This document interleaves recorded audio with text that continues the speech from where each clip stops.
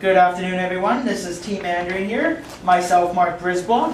I am joined by EC, and Arshan. And we're going to talk about internationalization.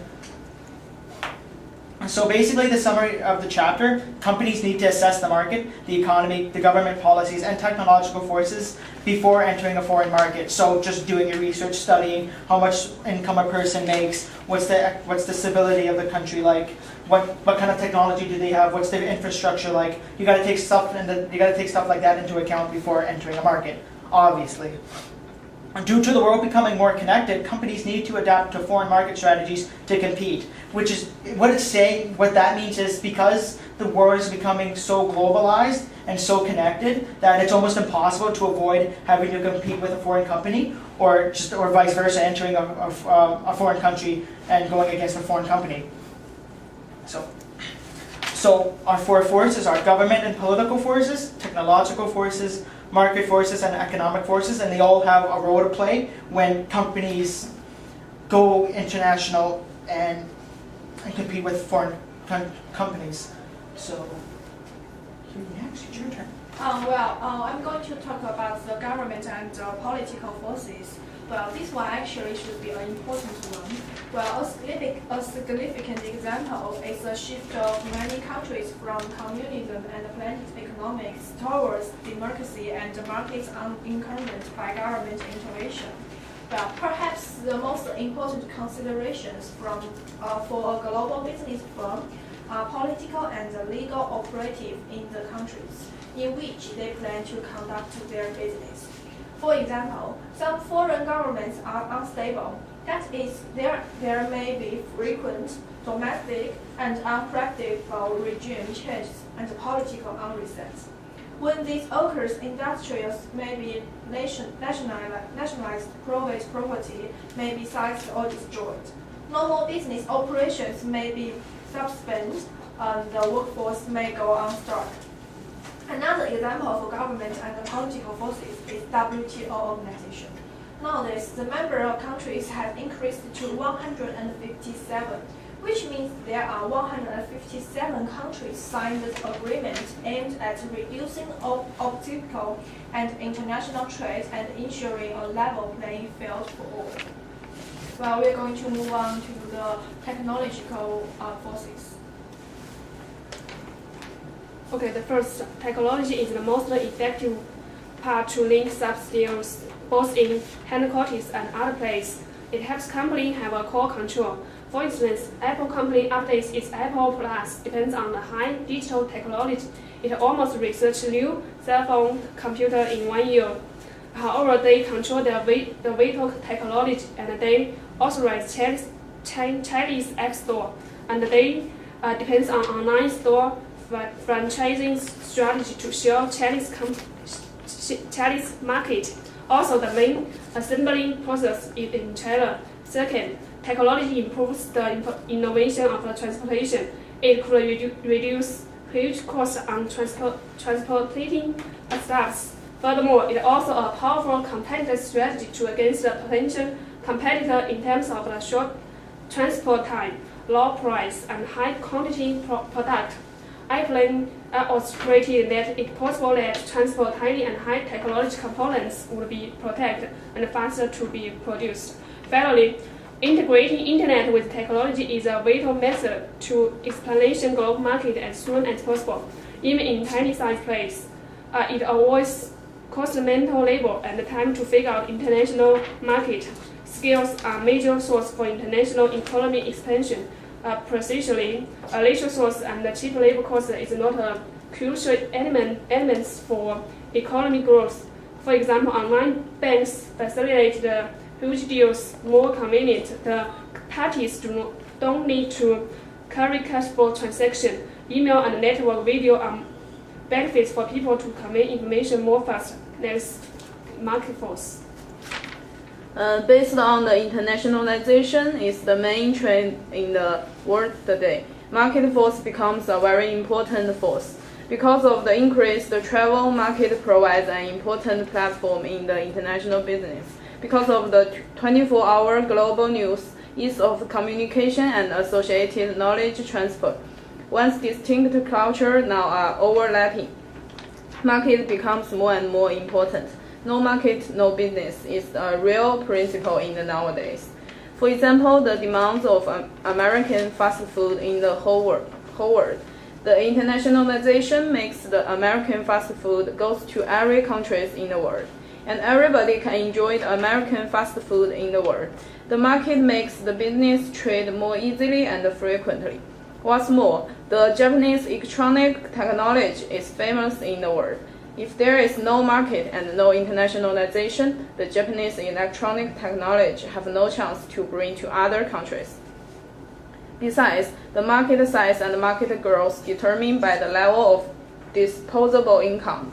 The complementing the overlap of the culture is the increase of disposable income in many countries.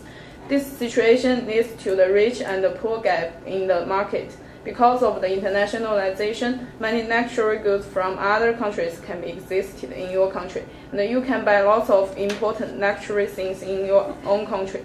Many differentiated goods made in your country can be exported to other countries. And this example of Indian income pyramid shows the different level of purchase power for the different of disposable income. The low level of the people called privileged people can have lower purchase power, so they only can make less contribute to India's economic growth. The top level is the global India. They have strongest purchase power, so they can make more contribution to India's economy. The chapter mentioned some strategies for foreign market entry as well. The business required a thorough research and understanding of the foreign countries. You can use some strategies to enter other market and increase the market share to make your business more successful. So now we're going into economic forces. So this is where or when you're going to enter a market. Forces inside the economic environment such as exchange rates, so transactions between countries around the world create a need for many exchanges. This comes into play because each country has its own currency system. When exporters from France sell goods or services to Brazil, they need to be paid in euro. However, the European Union is quite unique in that instead of Brazil, if France was shipping it off to Germany, there wouldn't need to be an exchange rate because they share the same currency. Economic stability is important when considering doing business in another country because it's important to be knowledgeable about the stability of its economic system. So is it going to collapse? Is it in favor of you? And another thing to consider is inflation. So we all know that inflation is an overall rise in prices without a consumer rises in productivity. Sometimes governments are unable to control the rate of inflation through monetary policy, and other times they are even exacerbate inflation by printing too much currency.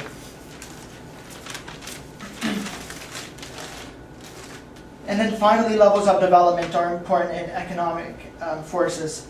Education, productivity, and any other economic information is very important. When a company can benefit from hiring employees from another country with the same level of education than employees from their own home country for a lower compensation package. It is crucial to determine the level of literacy of a chosen country because countries with better educated people can produce better goods and services. And then productivity, it's a no-brainer. This also leads to economies of scale where competition can be more effective. The more you can produce, the cheaper you can sell it. Economies of scale. So I will do the article summaries. The first article is the analysis of business internationalization models. Since the world is encountering more globalization, this leads to highly competitive fighting on the domestic market with businesses that are forced to either stay or try to compete domestically or counter-expand into a foreign market. This helps companies make a better assessment of the resources they have. The article on analysis of business internationalization models addresses the needs on the theoretical aspect and bring insight into three most significant world recognized models of internationalization, which business entities may use when entering foreign markets. The aim of the scientific article is detailed analyze several models of the internationalization of business activity. The mutual comparison, the specification of the key elements, knowledge of which is necessary for the management of the foreign business. An analysis of business internationalization models has relation to our chapter. Since they both cover the same issues, companies will face when going international. For example, if up to gain market, the more a company interested in the target market and aims to get as much information about foreign markets, the more it will prefer a way to enter on the market, which makes the capital. It says about its long-term strategy to operate in a particular foreign market. In Chapter 2, the market is one of the four forces of internationalization. An analysis of business internationalization models describes that companies that show an interest in entering a foreign market with a long-term purpose, it will spend more time doing its research on said market before entering it. Then Mark is going to present the summary of Article 2. So our second article was called The Internationalization of Business. And I found that this article was very centralized around the economic environment, as I described before. So in a summary, the article Internationalization of Business essentially describes that Europe has facilitated internationalization on a grand scale. They accomplished this by uniting all the monies into a single currency, the euro. So countries such as France and Germany and England did not have to, they all combined their currency into one, as we all know. Internationalization has been further enhanced by the continued liberalization of trade through the GATT, General Agreements on Tariffs and Trade, and subsequently by the World Trade Organization. New technology has also played its part in providing greater access to information and therefore markets, as well as aiding competitiveness and widening consumer demand. At the same time, the major developed countries in the West have experienced a process of deindustrialization with a decline in their manufacturing sectors and a rise in their service sector. Whilst many organizations have been shedding labor, the EU, however, predicts that it will be the small firm sector which will be the major generator of future employment. It is against this background that this article sets out to consider the reasons why organizations seek out to internationalize, the ways in which internationalization process has taken place, and the role of the small firm in internationalization operations. And Chapter 2 discusses how companies can use environments such as the European Union, for example. A company in France could lack the capabilities to produce a product, but they could do it in Germany, and this could easily be done because logistically the countries are right next to each other and they share a single currency, so there isn't an exchange rate going on. And since there's no trade-off between the currencies, since they share it, the company in France can use the monetary environment to their advantage.